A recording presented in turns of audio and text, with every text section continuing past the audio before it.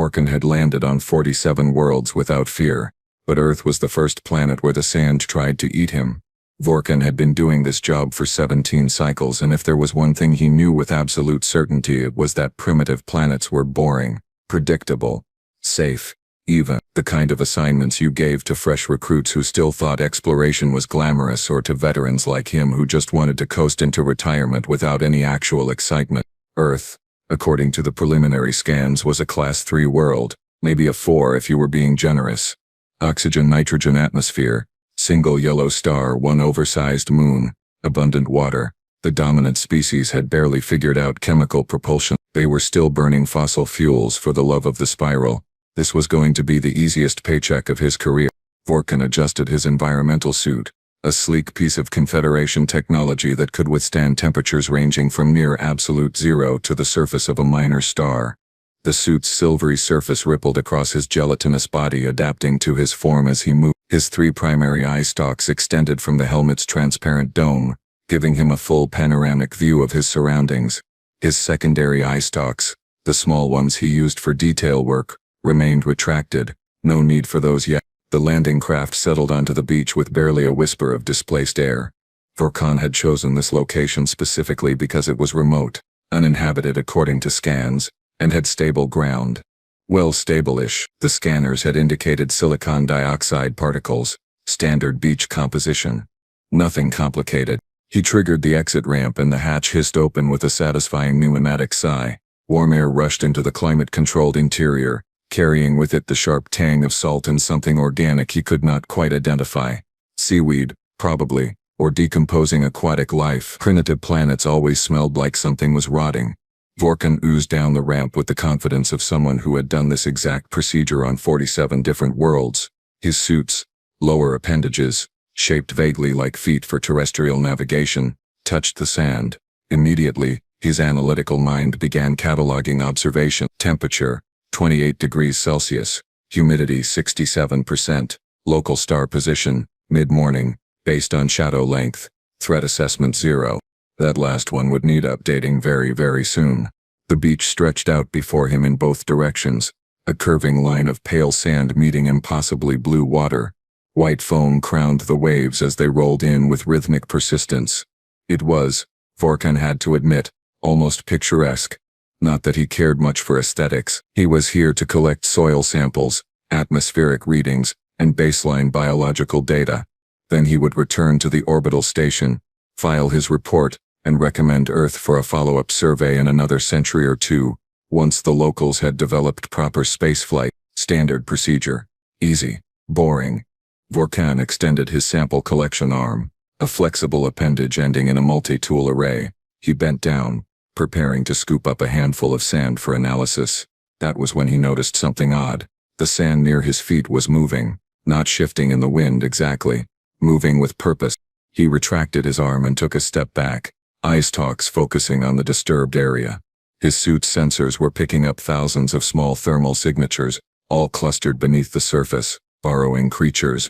Maybe perfectly normal for a beach ecosystem, probably some kind of filter feeders or detritus processors, except they were not staying buried.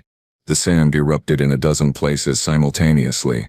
Small, armored creatures emerged with clicking, scraping sounds that set Vorkan's nerves on edge. They were roughly 10 centimeters across, covered in hard reddish-brown shells and equipped with 8 legs and 2 prominent claws that looked far too sharp for his comfort. Vorkan's database pinged. Species identified: Portumidae family, commonly called crabs. Classification: arthropod. Threat level: negligible. Primary behavior: scavenging. Negligible. Right. Vorkan relaxed slightly. Just local wildlife then. Nothing to worry about. They would scatter in a moment, frightened by his presence like any sensible prey species. They did not scatter. Instead, more crabs emerged from the sand, dozens of them, then hundreds. They formed a rough semicircle around his landing craft, claws raised, eye stalks, ironically extended toward him. The clicking sound intensified, becoming a staccato rhythm that reminded Vorkan uncomfortably of weapons being primed. "Okay," Vorkan said aloud, his voice translator rendering his thoughts in standard galactic. "This is mildly unusual, but nothing to panic about. They are just curious. Or territorial. I will simply move to a different collection site." He took a step backward, toward the safety of his ramp. The crab surged forward as one. Vorkan's threat assessment suddenly skyrocketed from 0 to what in the name of the spiral is happening. He stumbled backward, his suit's feet tangling in the soft sand. The first crab reached him before he could fully retreat, and he felt a sharp pressure on his lower appendage. Then another, then several more. They were pinching him, through his environmental suit, through the suit that was rated to withstand micrometeorite impacts in corrosive atmospheres. Warning, his suit's computer announced in a calm, entirely unhelpful voice. Hull integrity compromised. External breach detected in lower left quadrant. Compromised? Vorkan shrieked, abandoning all pretense of scientific calm. How is it compromised? These are crustaceans, tiny ones. He shook his leg desperately, trying to dislodge the attackers. 3 crabs went flying, cartwheeling through the air before landing in the sand and immediately scuttling back toward him. For every one he removed, 2 more took its place. They were climbing now, using his suit's surface like a ladder, their claws finding purchase in seams and joints. Vorkan did the only sensible thing a scout could do in such a situation. He ran, or rather he attempted to run. Running in sand while covered in aggressive arthropods turned out to be significantly harder than it looked. He made it approximately 5 meters before tripping over his own appendages and face-planting into the beach. Sand filled his vision. Salt water soaked into his suit's breached sections, and somewhere in the background of his rising panic, Vorkan could hear the clicking of hundreds of tiny claws getting closer. This was not in the manual. Vorkan managed to flip himself over, which turned out to be a tactical error of magnificent proportions. Now the crabs had access to his front side too, and they seemed absolutely delighted by this development. One particularly ambitious specimen was attempting to pry open his helmet seal with its claws. Another had discovered the joint connection at his elbow and was working on it with the focused determination of a safe cracker. Emergency transmission, Vorkan gasped, activating his comlink. This is Scout Vorkan to Orbital Station Harmonious Endeavor. Requesting immediate extraction. I repeat, immediate extraction. There was a brief pause, then a familiar voice crackled through. Vorkan, this is Communications Officer Telex. Did you just say emergency extraction? You have been on the surface for exactly 4 minutes and 32 seconds. Yes, and I would very much like to not be on the surface anymore, Vorkan said, his voice climbing an octave as a crab found a particularly sensitive spot on his midsection. I am under attack. Attack? Telex sounded amused. By what exactly? The preliminary scans showed no hostile megafauna in your landing zone. Did you accidentally set down in a Terran military installation? No, I am being assaulted by the local sand. There was a long silence on the other end. Then Vorkan heard something that made his gelatinous innards curl with humiliation. Laughter. Telex was laughing at him. The sand, Telex repeated, barely controlling his mirth. Vorkan, are you feeling all right? Perhaps the atmospheric mix is affecting your cognitive functions. The sand is full of creatures, Vorkan shouted, shaking his arm violently enough to dislodge 3 crabs. They hit the ground, righted themselves instantly and charged right back at him. Armored arthropods with claws. Hundreds of them. Thousands. They are eating my suit. Vorkan, I am looking at your bioreadouts now, and while your stress hormones are elevated, there is no indication of actual danger. Telex's tone had shifted from amused to concerned. I think you should return to the ship and run a full medical diagnostic. You might be experiencing an anxiety episode. Vorkan wanted to scream. An anxiety episode. As if he was some first-cycle rookie who panicked at his own shadow. He had surveyed worlds with poisonous atmospheres, navigated asteroid fields, and once spent 3 days trapped in a cave system on Thalkor Prime with nothing but emergency rations and his own thoughts. He did not have anxiety episodes. Listen to me very carefully, Vorkan said, his voice dropping to a deadly calm that surprised even himself. I am going to activate my suit's external camera feed. You are going to watch it, and then you are going to send the extraction shuttle. Understood? Fine, Telex said, clearly humoring him. Activating visual feed now. Vorkan triggered the camera with a mental command. The suit had 6 external lenses that provided full panoramic coverage. Right now every single one of those lenses showed crabs. Crabs. On his legs. Crabs. On his torso. Crabs.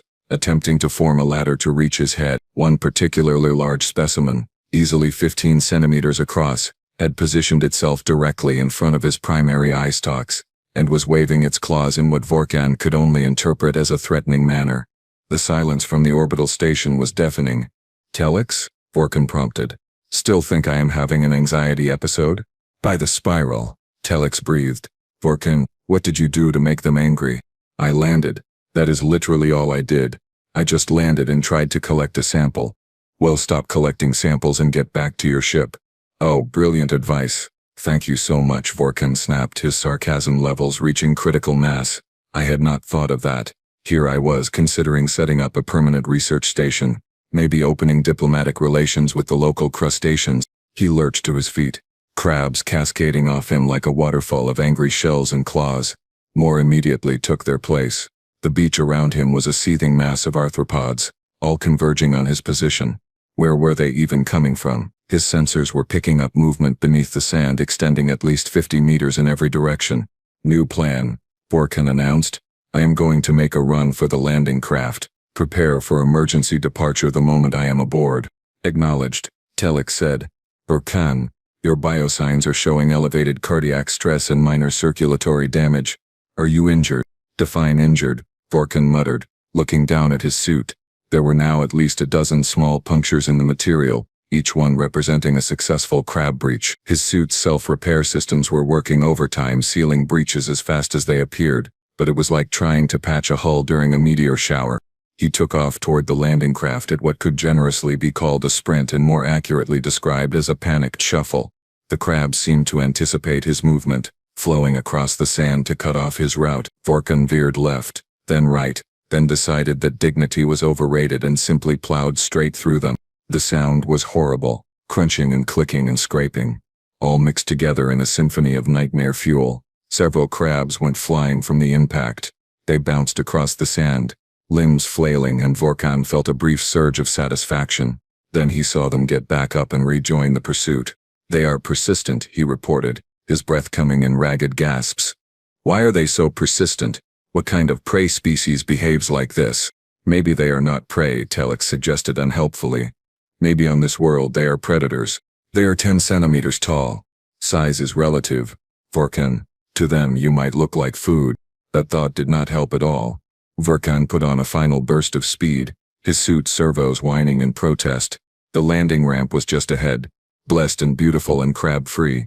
He could see the interior of his ship, cool and climate-controlled and safe. He was 3 meters away when the really big one appeared. This was not a 10-centimeter crab. This was not even a 15-centimeter crab. This was a half-meter monstrosity that emerged from the water like some ancient sea god, dripping wet and clearly irritated. Its claws were the size of Vorkan's head. Its eyes tracked him with predatory focus. "Oh no," Vorkan whispered. "What?" Telex demanded. "What is oh no? I do not like oh no." "Updating threat assessment," Vorkan said faintly. "Class 3 world status officially revoked. Recommend immediate reclassification to Class 7 minimum, possibly Class 9. "Vorkan, what are you seeing?" The giant crab clacked its claws together with a sound like stone grinding on stone.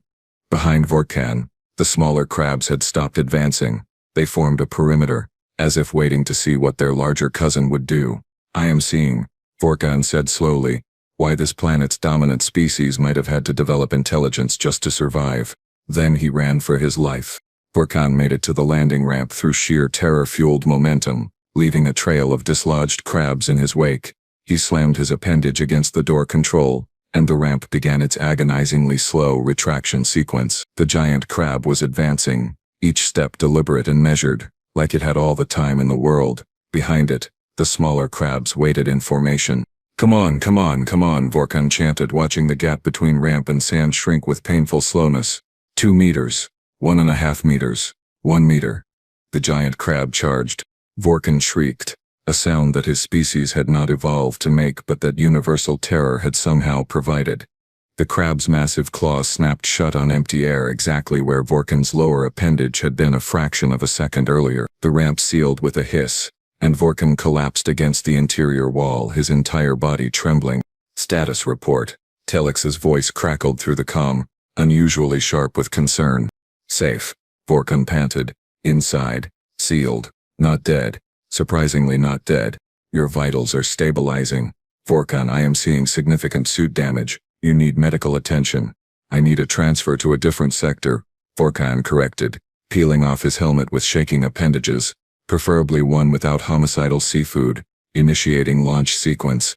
He dragged himself to the pilot's seat and began the pre-flight checklist with mechanical precision, trying to ignore the clicking sounds coming from outside the hull.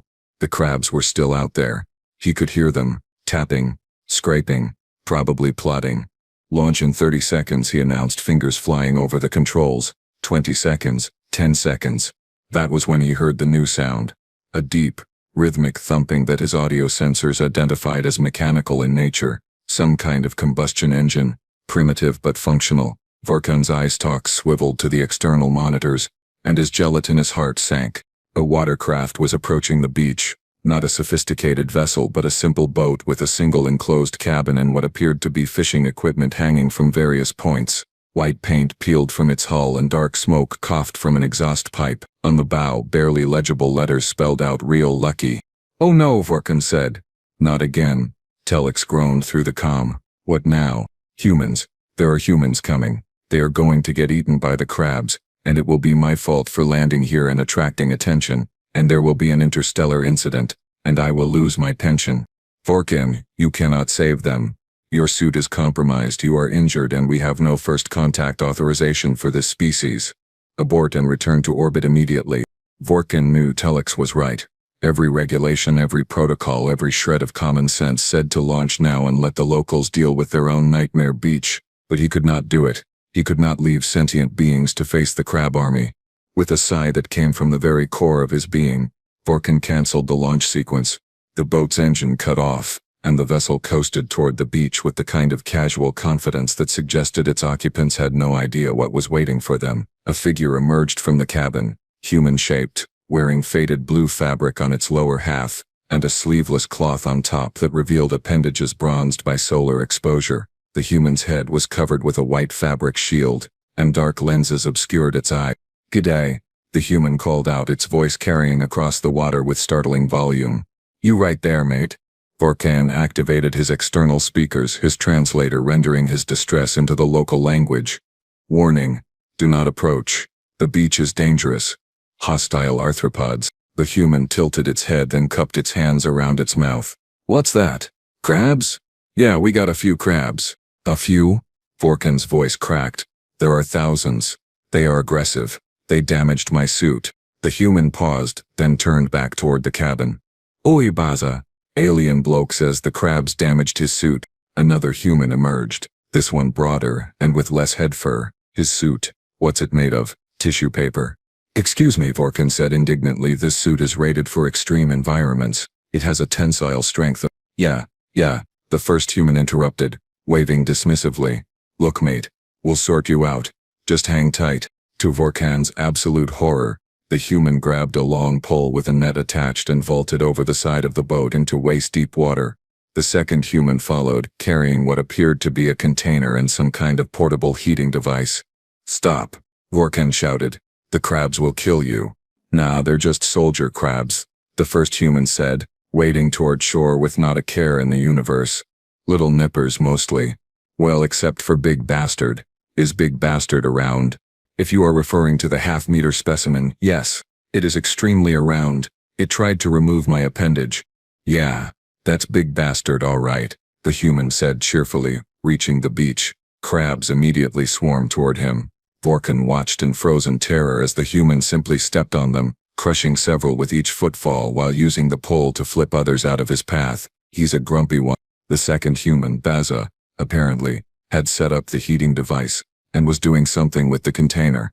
"Pete, grab us a dozen or so of the good-sized ones, will ya?" "Pete." The first human bent down and started picking up crabs with his bare hands. His bare hands, grabbing them by the shell while they waved their claws frantically, and tossing them into a bucket like they were pebbles. "What are you doing?" Vorkan demanded, his voice reaching frequencies his species did not normally produce. "Making lunch, mate," Pete called back.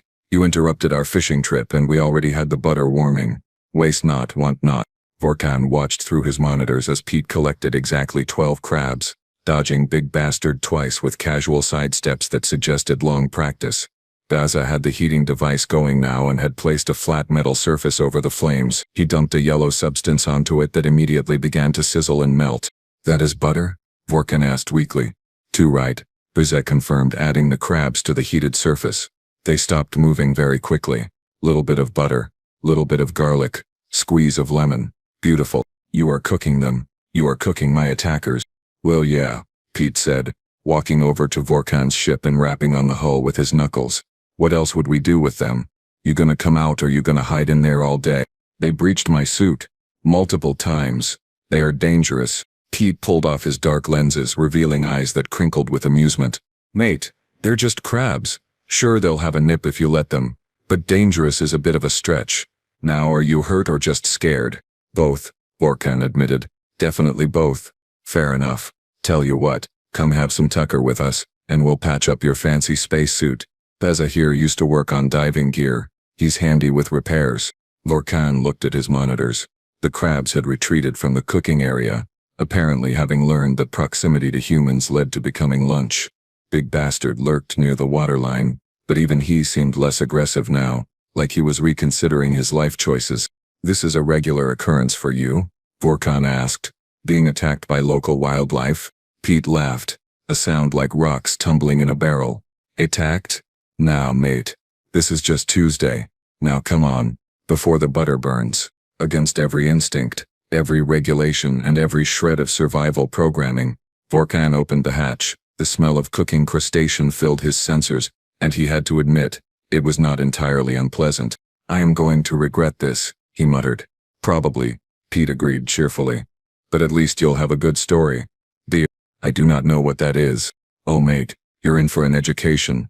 The cooked crabs were, Vorkan had to admit, surprisingly palatable. His species could process a wide range of organic compounds, and the combination of crustacean protein, melted fat and aromatic compounds created a flavor profile that his sensors categorized as acceptable, if terrifying in origin. Baza had taken Vorkan's suit to the boat for repairs, leaving him in his secondary membrane layer, which was significantly less protective but allowed for greater mobility. Pete had offered him a cylindrical container labeled beer, which turned out to be a mildly alcoholic beverage that tasted vaguely like fermented grain and made Vorkan's thoughts pleasantly fuzzy around the edges. "So," Pete said, settling onto a piece of driftwood with his third beer, "you're from space, yeah?" "Yes. I am a scout for the Galactic Confederation. This is a preliminary survey mission. How's Earth rating so far?" Vorkan looked at the remaining crabs, which had wisely decided to give the humans a wide berth. "I am recommending significant upward revision of the danger classification." Pete nearly choked on his beer. "Danger classification? For Earth? Mate, this is one of the safe bits." "Safe?" Vorkan's eyes stalks all focused on Pete simultaneously. "Safe? I was nearly dismembered by your local sand." "Yeah, but you weren't though, were you?" "You're fine. Little shaken up maybe, but fine." Pete took another swig of beer. "Tell you what, while Baza fixes your suit, I'll show you around. Give you a proper sense of the place." Every survival instinct Vorkan possessed screamed at him to refuse. Unfortunately, the beer had dulled those instincts significantly, and his scientific curiosity had chosen this exact moment to override his common sense. "That seems educational," Vorkan heard himself say. "Too right," Pete said, standing up and stretching. "Come on then. Stay close and you'll be fine." They walked along the beach, Pete pointing out various features of the landscape with the casual enthusiasm of someone giving a tour of a petting zoo rather than a death world. Vorkan's sensors were working overtime, cataloging threats. The salinity of the water was high enough to be corrosive to certain metals. The local star's radiation output was concerning. The oxygen content in the atmosphere was borderline excessive. "Now see that log there?" Pete pointed to a piece of driftwood about 3 meters ahead. "Don't step over it without looking first." "Why not? Could be a snake under it." Vorkan froze mid-step. "A snake? You mean a reptilian predator with venomous capabilities?" "Well, not all of them are venomous," Pete said reasonably, as if this was somehow reassuring. "Most of them are harmless." "Well, mostly harmless." "Well, they won't kill you if you leave them alone." That is 3 different threat assessments in one statement. Pete grinned and walked over to the log. With his foot he casually flipped it over. Underneath, coiled in the depression it had created in the sand, was approximately 1 meter of scaled muscular creature. Its head rose, tongue flicking out to taste the air. "See? Just a little guy, Pete said. Carpet python. Completely harmless. Beautiful animals. The python, apparently taking offense at being called little, uncoiled itself to its full length. Vorkon's database identified it as a constrictor species capable of subduing prey items up to its own body mass through suffocation. That is not harmless. That is a killing machine. Nah! He's a good boy. Probably just ate anyway. See how his middle is all bulged out? He's got a rat or something in there. Won't be hungry for weeks. Pete crouched down, extending his hand toward the snake. Do not touch it. Vorkon shrieked. Pete touched it. He ran his fingers along the snake's body, and the creature seemed to tolerate this indignity with reptilian patience before sliding away into the underbrush. Lovely, Pete said. Right, what else can I show you? Oh, I know. He led Vorkon away from the beach, into what the locals apparently called bush. The vegetation here was dense, and Vorkon's sensors detected hundreds of different life forms, each one presumably evolved to kill in creative ways. Birds called from the canopy. Insects buzzed past. Something rustled in the undergrowth that Vorkon chose not to investigate. Pete stopped next to a tree and pointed at a section of bark. Now this you do need to be careful of. Vorkon looked. At first he saw nothing. Then the nothing moved, and he realized he was looking at a spider. Not a small spider, not a reasonable spider. A spider the size of his head, with legs that could easily span the width of his torso. That is it, Vorkon said flatly. That is the thing that will kill me. Not the crabs. Not the snake. That. What, old huntsman? Nah, he's harmless. Eats the bugs. Very helpful, really. Pete reached up, and before Vorkon could voice another objection, plucked the spider off the tree with his bare hand. The spider sat in Pete's palm, legs spread wide, fangs visible. Pete examined it with the casual interest of someone inspecting a particularly interesting pebble. Beautiful specimen, Pete said. See the leg span? Easily 15 centimeters, probably a female. They get bigger. Bigger, Vorkon repeated weakly. They get bigger. Oh yeah, seen some nearly 20 centimeters across. Course those are rare. Pete walked a few meters away and placed the spider on a different tree, where it immediately scuttled into a crevice. There you go, mate. Better hunting over here. Vorkon was updating his threat assessment database so rapidly that his internal systems were starting to overheat. How are you not extinct? How has your species survived long enough to develop civilization when everything on this planet is actively trying to kill you? Pete considered this question with genuine thoughtfulness. I suppose we're just stubborn and adaptable, and to be honest, most of this stuff won't bother you if you don't bother it. The crabs bothered me and I did nothing to them. Well, you did land a spaceship on their beach. Probably seemed a bit rude from their perspective. Before Vorkon could formulate a response to that absolutely insane logic, Pete gestured toward a plant with large heart-shaped leaves. Now that's actually dangerous. That's a stinging tree. Finally, Vorkon said. A proper warning. What does it do? Covered in tiny hairs filled with neurotoxin. Touch it, and you'll be in the worst pain of your life for months, maybe years. We had a bloke brush against one during a survey once. He said he'd rather be shot. Vorkon stared at the innocent-looking plant. And you let these grow here? You do not destroy them? They're native, Pete said as if this explained everything. They've got a right to be here same as anything else. You just learn to watch where you're walking. Your entire survival strategy is watch where you're walking? Pretty much, yeah. That and don't be an idiot works most of the time. A sound from the beach indicated that Baza had finished the repairs.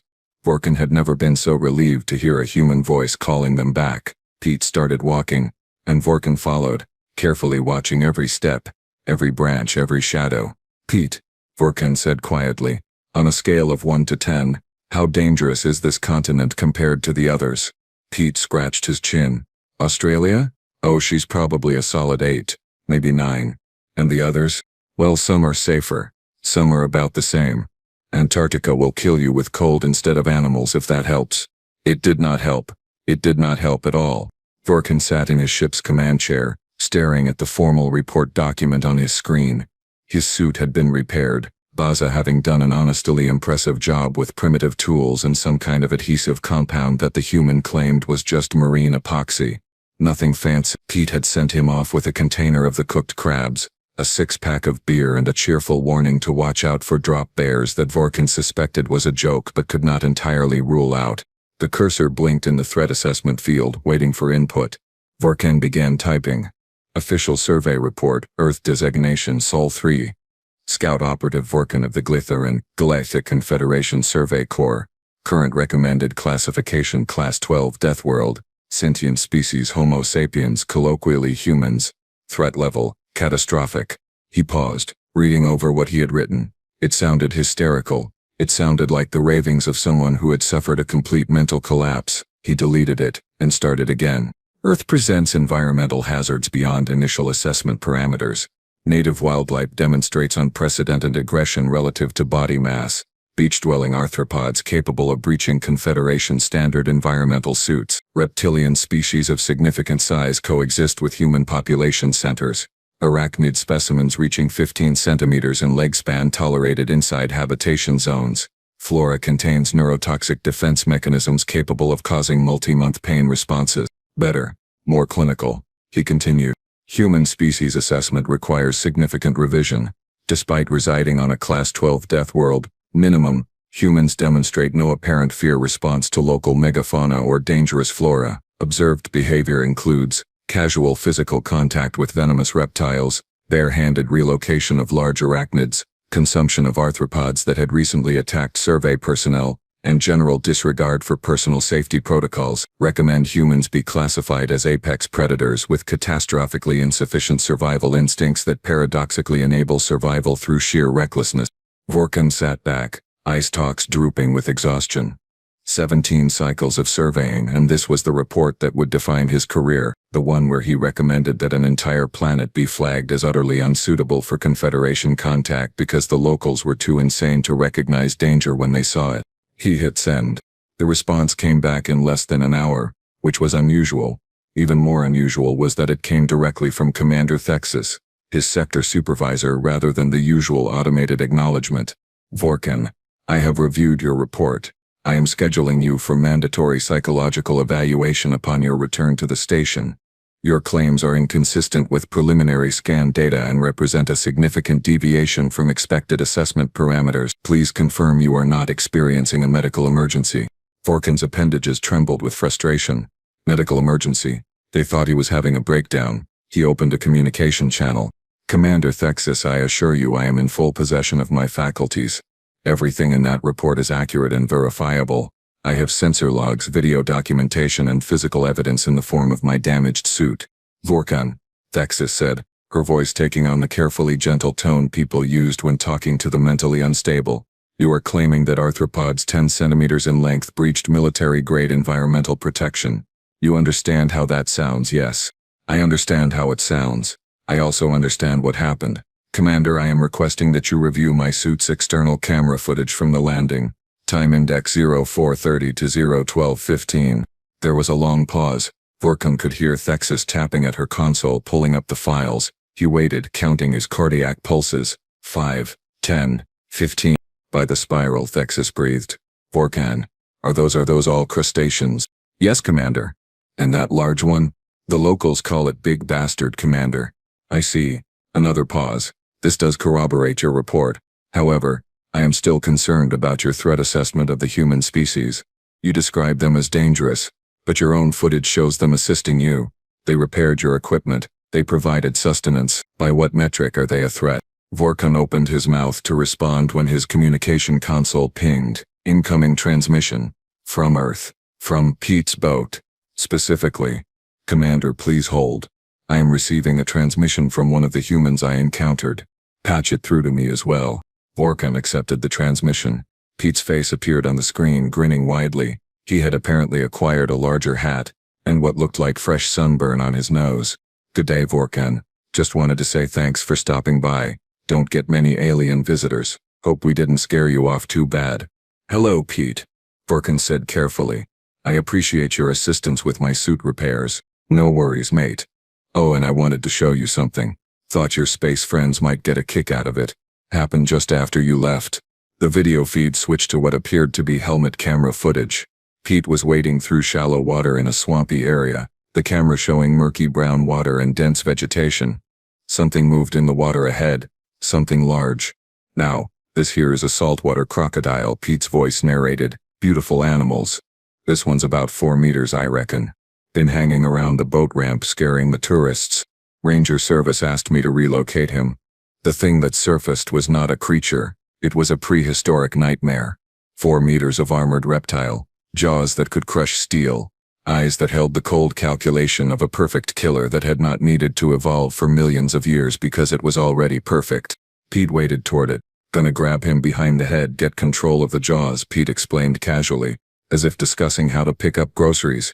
The tail's the tricky bit. Real strong. Gotta watch for the death roll. Death roll, Vorkin whispered. On screen, Pete lunged forward and grabbed the crocodile. What followed was 3 minutes of the most violent, terrifying footage Vorkin had ever witnessed. The crocodile thrashed, rolled and fought with the desperate fury of an apex predator that suddenly found itself outmatched. Pete held on, laughing, actually laughing, while wrestling the creature into submission. Eventually, with the help of 2 other humans who appeared from off-screen, Pete managed to secure the crocodile's jaws and carry it to a transport container. There we go, Pete said cheerfully to the camera. All sorted. Anyway, Vorkin just thought you'd like to see what a regular Tuesday afternoon looks like here. Come back and visit anytime, mate. We'll take you crocodile watching. The transmission ended. Silence filled the communication channel. Vorkan and Commander Thexus stared at their respective screens, processing what they had just witnessed. Commander, Vorkan said quietly, I would like to formally request a transfer. Any sector, any assignment. I do not care if it is cataloging asteroid composition in the outer reaches. Anywhere but here. Request approved, Thexus said immediately. I am also approving your threat assessment. Class 12 Deathworld, restricted contact. Vorkan, I need you to add a special notation to the file. What notation, Commander? Do not disturb. We are placing Earth on the do not disturb list. No survey missions, no contact attempts, no observation posts. We leave them alone and hopefully they will never develop faster than light travel. And if they do, Commander? Thexus was quiet for a long moment. Then the galaxy is going to have to learn the same lesson you did. That humans are not dangerous because they are strong or aggressive or technologically advanced. They are dangerous because they live on a planet that should kill them daily. And they have somehow decided that this is normal. They wrestle crocodiles for fun. Vorkan. For fun. I know, Commander. I was there. Go get your psychological evaluation anyway. You have earned it. And Vorkan. Yes, Commander. Good work. Horrible, traumatic, career-defining work, but good work nonetheless. Vorkan closed the channel and set course for the orbital station. Below him, Earth rotated peacefully, blue and green and white, beautiful from a distance, deadly up close. Home to creatures that treated neurotoxic plants as mild inconveniences and armored reptiles as relocation projects. His scanner pinged one final time. Automated message from the planetary surface. From Pete. Forgot to mention, mate. If you ever need backup on a survey mission, give us a call. We're always up for an adventure. Cheer. Vorkan deleted the message, updated his report one final time with the words "Do not engage under any circumstances," and began the acceleration sequence. Behind him, Earth spun on, completely unaware that it had just terrified the Galactic Confederation into leaving it alone for the foreseeable future. Somewhere on that planet, Pete was probably wrestling something else, or eating it, or both. Vorkan decided he did not want to know which.